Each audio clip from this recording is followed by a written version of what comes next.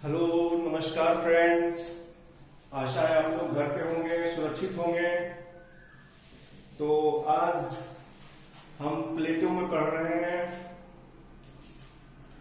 आ, हमने इनका शुरुआत किया है। उसमें प्लेटो पहला थिंकर है जिसको कि हम देखते हैं। प्लेटो ऐसा विचारक है जो हर जगह विद्यमान है। प्राचीन से लेके आधुनिक तक उसके विचार प्रासंगिक हैं। वो लगभग हर विषय पे अपने विचार रखते हैं, इसीलिए इन्हें हर विषय में लगभग पढ़ा जाता है। ये दर्शन शास्त्र, समाज शास्त्र, राजनीति विज्ञान और भी जगह। तो हम प्लेटो को राजनीति विज्ञान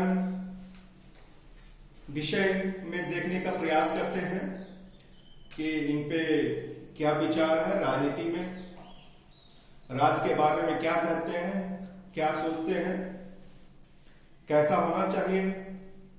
ये बेसिकली दार्शनिक है। तो इनका जन्म 425 से 347 बीसी में हुआ था, जो कि लिखा हुआ बोर्ड पे। तो प्लेटो पश्चात राजनीति के विचारक हैं। इनका जन्म एथेंस में एक कुलीन परिवार में हुआ था। पश्चात जगत में सर्वप्रथम आदर्श राज की कल्पना इन्होंने ही प्रस्तुत किया था। इनके पिता एथेंस के अंतिम राजा कॉर्डस के वंशज थे, जबकि उनकी माता शोलन वंश की उत्पन्न हुई थी। अपनी प्रारंभिक शिक्षा प्राप्त करने के बाद प्लेटो सुकरात के चरणों में 8 वर्ष तक उसका शिष्य रहा। बचपन से ही उसे संगीत एवं व्यायाम में रुचि थी। उनका पारिवारिक नाम अरिस्टोक्लीस था, किंतु उसे सुडौल, सुंदर और पुष्ट शरीर को देखकर उसके अध्यापक प्लेटो कहते थे। युवावस्था में ही अरिस्टोक्लीस, जिसे उसके समकालीन उसके उपनाम से जानते हैं,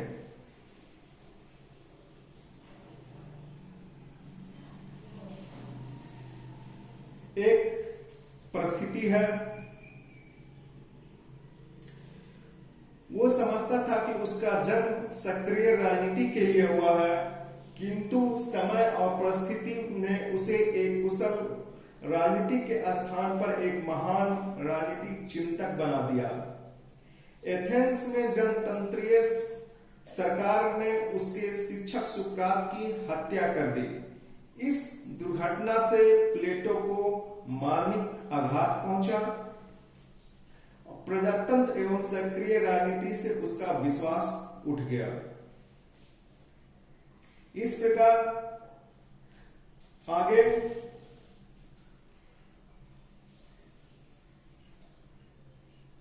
12 वर्ष प्लेटो ने देश देशांतर में विभिन्न मतांतरों का अध्ययन किया।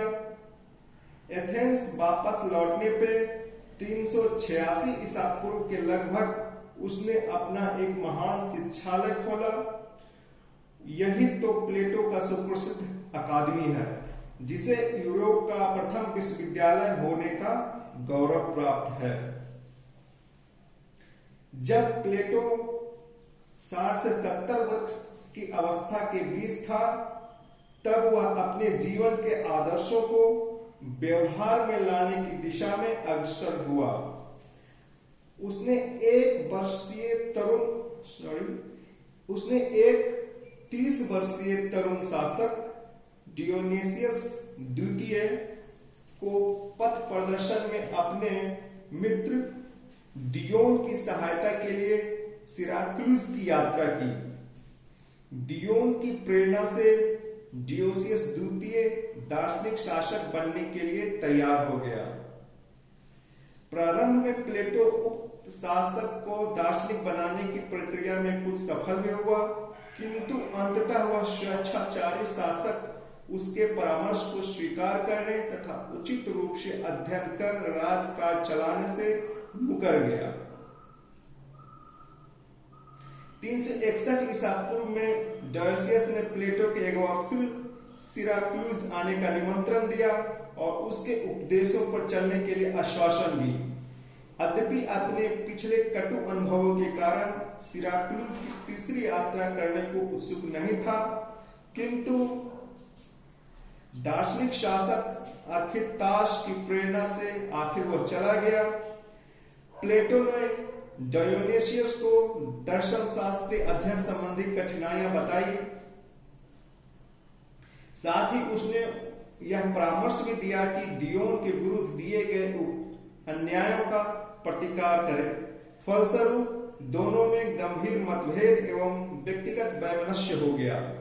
प्लेटो की स्थिति एक प्रतिष्ठित बंदी जैसी हो गई और अंततः टरेंटम के शासक की सहायता और सामयिक हस्तक्षेप के द्वारा वह किसी तरह सकुशल एथेंस वापस लौट सका। उक्त प्रयोग की असफलता ने प्लेटो की संपूर्ण आदर्शवादी विचार श्रृंखला को झकझोर कर रख दिया। वह व्यवहारिकता की ओर मुड़ा और अपने जीवन का शेष समय उसने अपने अंतिम ग्रंथ लॉस को लिखने में व्यतीत किया और 81 वर्ष की अवस्था में प्लेटो का देहावसान हो गया। वह दार्शनिकों का राजा और राजाओं का दार्शनिक बनाने वाला व्यक्ति था। तो हमने देखा प्लेटो को, उसकी जीवनी को, क्योंकि मुझे विचारक को पढ़ने से पहले उसकी जीवनी को जानना आवश्यक है। वो किन परिस्थितियों में किन विचारों को लिख रहे हैं।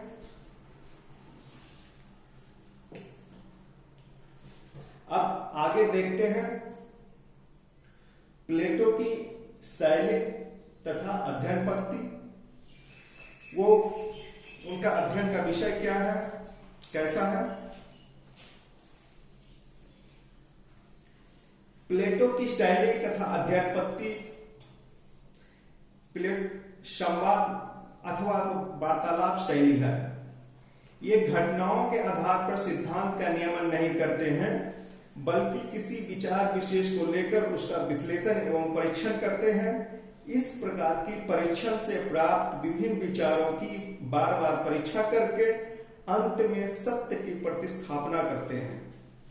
इस अध्ययन विधि को रचनात्मक पद्धति कंस्ट्रक्टिव मेथड कहा जा सकता है, जो बौद्धिक दृष्टि से सृजनात्मक थी। उसने पूर्णतः न तो आगमनात्मक न निगमनात्मक विधि को अपनाया और न ही अरस्तु के भांति किसी वैज्ञानिक विधि को। प्लेटो एक कल्पनावादी दार्शनिक था। पश्चात संसार के कल्पनावादियों में उसका स्थान संभवतः प्रथम और सर्वोच्च है।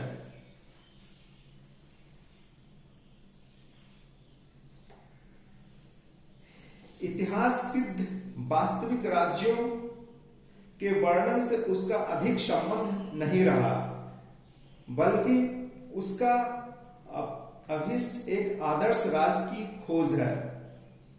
प्लेटो का कल्पित आदर्श राज का एक संपूर्ण और आदर्श चित्र है तथा तुलना और समालोचना के माध्यम से प्लेटो उसका खोज करना चाहता है। प्लेटो एक ऐसे आदर्श नगर राज्य की वास्तविक प्रकृति का अन्वेषक है जिसका यथार्थ से बहुत कम सरोकार है। इस बारे में प्लेटो की आलोचना के संबंध में यही कहा जा सकता है कि प्लेटो न तो सतही दृष्टांत दिए हैं,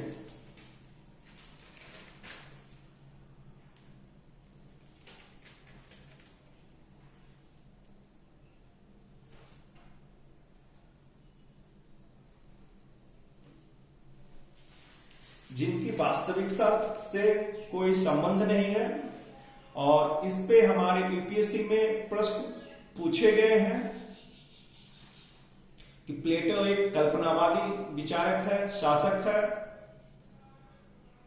तो इससे उत्तर निकल जाता है कि उन्होंने अपने विचारों को कल्पना करके उसके विश्लेषण के द्वारा एक राज्य का गठन करना चाहता है, न कि वो अपनी परिस्थितियों द्वारा।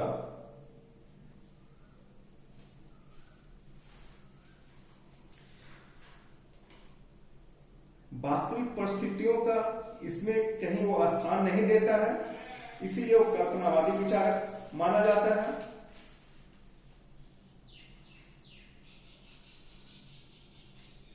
जैसा कि ऊपर बताया गया है कि घटनाओं के आधार पर सिद्धांतों का नियमन नहीं करते हैं। आगे देखते हैं प्लेटो पे सुकरात का प्रभाव, कि प्लेटो के विचारों पे सुकरात का क्या प्रभाव है और उनके विचार कहां से प्रभावित हैं।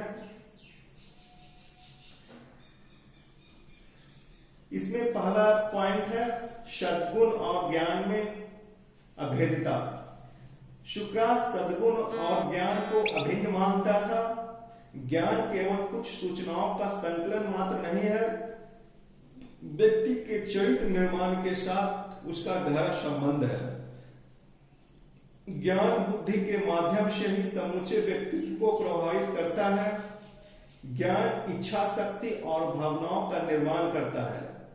साहस, संयम, न्याय आदि सभी सद्गुणों की उत्पत्ति ज्ञान से ही होती है।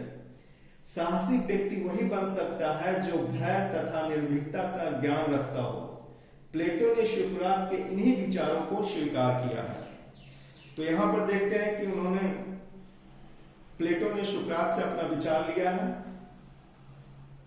जो सद्गुण और ज्ञान एक ही मानते हैं।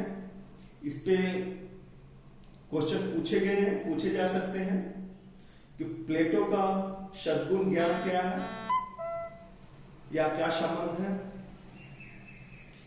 प्लेटो का रिपब्लिक का केंद्रीय विचार यही है कि सद्गुण ही ज्ञान है। ये भी क्वेश्चन पूछे गए हैं कि सद्गुण ही ज्ञान है, जिसको हम लिख सकते हैं। इसका अभिप्राय यह है कि संसार में कुछ सत्य वस्तुपरक है और उसका ज्ञान प्राप्त हो सकता है। यह ज्ञान किसी आंतरिक अनुभूति अथवा कल्पना मात्र से प्राप्त नहीं होता, प्रत्युत बुद्धि संगत एवं तर्क संगत अनुसंधान से ही मिल सकता है। इससे यह निष्कर्ष निकलता है कि वह आदमी जो ज्ञानी है उसे शासन में निर्णायक शक्ति प्राप्त होनी चाहिए। उसका ज्ञान ही उसे इस शक्ति का अधिकारी बनाता है। दूसरा पॉइंट, सद्गुण का स्वरूप। सद्गुण के लिए यूनानी शब्द अरेती है, जिसका हिंदी शब्दार्थ उत्कृष्टता से संबंध है। सुकरात की भांति प्लेटो की भी यही मान्यता है कि प्रत्येक वस्तु की भलाई या गुण इसी बात में है कि उसमें वह गुण हो जिसकी संपूर्ति के लिए उसका जन्म हुआ है। इसी प्रकार एक मनुष्य भी केवल अन्य मनुष्यों की तुलना में अच्छा या बुरा हो सकता है। सुकरात के भांति प्लेटो के मत में भी अच्छे व्यक्ति के 4 गुण होना आवश्यक है: विवेक, साहस, संयम, न्याय। ये चारों गुण संयुक्त रूप से मानवीय गुण अथवा उत्कृष्टता का निर्माण करते हैं। अगला पॉइंट, शासन संचालन पर विचार। प्लेटो ने सुकरात से यह विचार लिया कि शासन संचालन डॉक्टरी अथवा नौका संचालन के भांति एक विशिष्ट कला है। शासन का ज्ञान रखने वाले विशेषज्ञों को ही शासन संचालन का अधिकार दिया जाना चाहिए। शासक की उपमा डॉक्टर से देते हुए सुकरात ने कहा था, जनता बीमार है, इसीलिए हमें अपने स्वामियों का इलाज करना चाहिए। जिस प्रकार डॉक्टर को मरीज ठीक करने के लिए कड़वी दवाइयां देते हैं, ठीक उसी प्रकार आवश्यकता पड़ने पर शासक को भी कठोर एवं निर्दयतापूर्ण कदम उठाने पड़ते हैं। अगला पॉइंट, प्लेटो के दार्शनिक पद्धति का आधार सुकरात की सत्ता का सिद्धांत है। क्वेश्चन पूछे जाते हैं, प्लेटो या सुकरात का सत्ता सिद्धांत क्या है, तो हम इसका विश्लेषण करेंगे। सुकरात के इस सिद्धांत का अर्थ यह था कि यथार्थता, रियलिटी, वस्तुओं के विचारों में अंतर्निहित होती है। यथार्थता वस्तुओं के विचारों में अंतर्निहित होती है। वह पूर्ण, अस्थायी एवं अपरिवर्तनशील सत्ता है जो इंद्रियों से अनुभव होने वाले पदार्थों के मूल में निवास करती है। प्लेटो ने अपने इस विचार को अपने राजनीतिक चिंतन का केंद्र भी बनाया है। बार्नेट के शब्दों में प्लेटो का दर्शन सुकरात के ज्ञान के जीवाणुओं का विकास है। ये बार्नेट फिलोसफर है, दार्शनिक है, तो सीधे उनके कथन से क्वेश्चन पूछे जा सकते हैं। जैसा कि उन्होंने कहा है, प्लेटो का दर्शन सुकरात के ज्ञान के जीवाणुओं के विकास है। सुकरात के ज्ञान के विकासों का ज्ञान, सुकरात के ज्ञान के जीवाणुओं का विकास है। मूल्य मान्यताएं सुकराती है, पर तार्किक निष्कर्ष प्लेटोवादी कहा जा सकता है।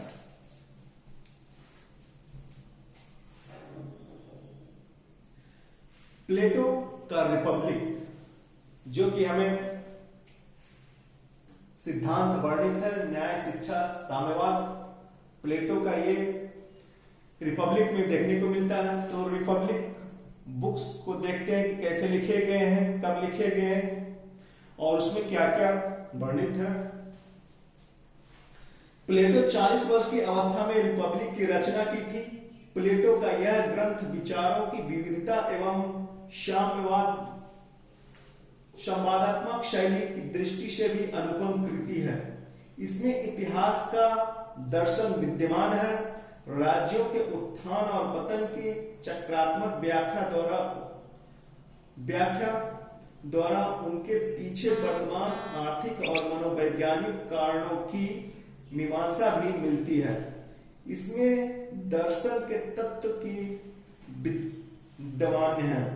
इन सभी विषयों को एक सूत्र में गठित एवं संयोजित करने वाली प्लेटो की रिपब्लिक दर्शन की एक आध्यात्मिक कृति है। रिपब्लिक का केंद्रीय विषय अच्छे मनुष्य और अच्छे जीवन ही समस्याओं पर विचार करना है। प्लेटो की दृष्टि में अच्छा मनुष्य और अच्छा जीवन केवल अच्छे राज में ही संभव है।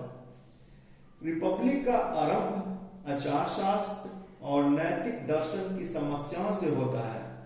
इसके आरंभ में ही प्रश्न उठाया गया है कि न्याय क्या है। न्याय एवं मानव आत्मा के नैतिक गुणों का विवेचन करने के कारण इसे आचार शास्त्र का ग्रंथ भी कहा गया है। इस ग्रंथ में बताया गया है कि नैतिक गुणों का विकास केवल शिक्षा द्वारा ही संभव है और उत्तम प्रशासन के लिए राज्यों की शिक्षा की व्यवस्था अनिवार्य है। रिपब्लिक में शिक्षा समस्याओं का विशद एवं सम्यक विवेचन है। प्लेटो के अनुसार क्रियाशील मानव या मनुष्य के कार्य ही उसके विषय हैं। अतः इसका संबंध नैतिक और राजनीतिक जीवन ही समस्याओं से है। अतः रिपब्लिक मनुष्य के विचारों एवं उनके द्वारा निर्मित कानूनों की भी विवेचना करती है। रिपब्लिक में प्लेटो अध्यात्म शास्त्र, धर्मशास्त्र, नीति शास्त्र, मनोविज्ञान, शिक्षा शास्त्र, राजनीति शास्त्र और कला सिद्धांत प्रतिपादित है। इसमें आधुनिक समस्याएं विश्लेषित है, जैसे साम्यवाद, समाजवाद, नारी स्वतंत्र, गर्भ निरोध, सुप्त प्रजनन आदि। नीत्शे द्वारा बताई गई नैतिक एवं कुलीन तंत्र की समस्याएं तथा वर्कशा और फ्रायड के मनोविश्लेषण के साथ इसमें सभी कुछ है। तो इस पे जो प्रश्न पूछे जाते हैं या पूछे गए हैं जो इस प्रकार है। प्लेटो का विचार बाद के विचारकों का धारावाहिक टिप्पणी है।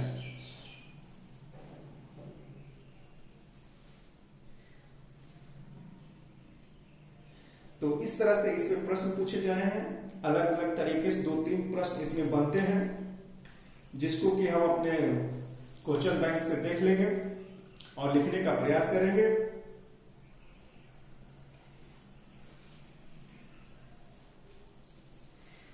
रिपब्लिक केवल एक दार्शनिक कृति मात्र न होकर सामाजिक और राजनीतिक सुधारों पर लिखा गया एक प्रबंध भी है। प्लेटो मानव जीवन पर केवल चिंतन ही नहीं करता, बल्कि उसे क्रांतिकारी ढंग से सुधारने को भी उत्सुक है। विषय वस्तु की दृष्टि से रिपब्लिक को 5 खंडों में विभाजित किया गया है। रिपब्लिक 5 पुस्तकों में लिखा गया है, तो इन्हें बीच बीच से प्रश्न पूछे जाते हैं। इसे इग्नोर करने की जरूरत नहीं है। तो इसे समझने में विषयों और प्रश्न लिखने में आसानी होगी। तो इसे भी देख लेते हैं विस्तार पूर्वक। बुक फर्स्ट में इसमें मानव जीवन, न्याय की प्रकृति एवं नैतिकता के अर्थ समझाए गए हैं। बुक सेकेंड और फोर्थ में इसमें राज्य के संगठन तथा शिक्षा सिद्धांत पद्धति का वर्णन है। यहाँ प्लेटो तथा आदर्श मानव समाज की रूपरेखा प्रस्तुत करता है। मानव वर्गों का समाज में स्थान, मानव समाज में तीनों वर्गों का समाज में स्थान का इसमें विवेचन किया गया है। 3 वर्ग जो है प्रशासक, सुरक्षा, उत्पादक वर्ग है, जो कि व्यक्ति के साहस, बुद्धि, इच्छा का ही रूप है, जिसे राज्य में तीनों गुण होने से राज्य न्यायशील हो जाता है।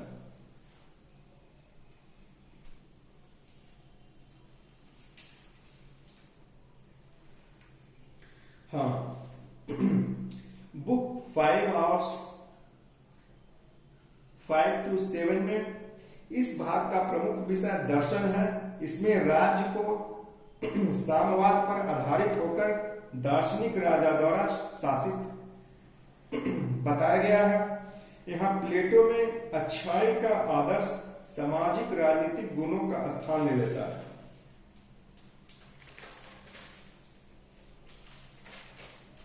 तो इस खंडों में बात कर देख लिया। अब रिपब्लिक का उद्देश्य क्या है, इसको देख लेते हैं। रिपब्लिक का उद्देश्य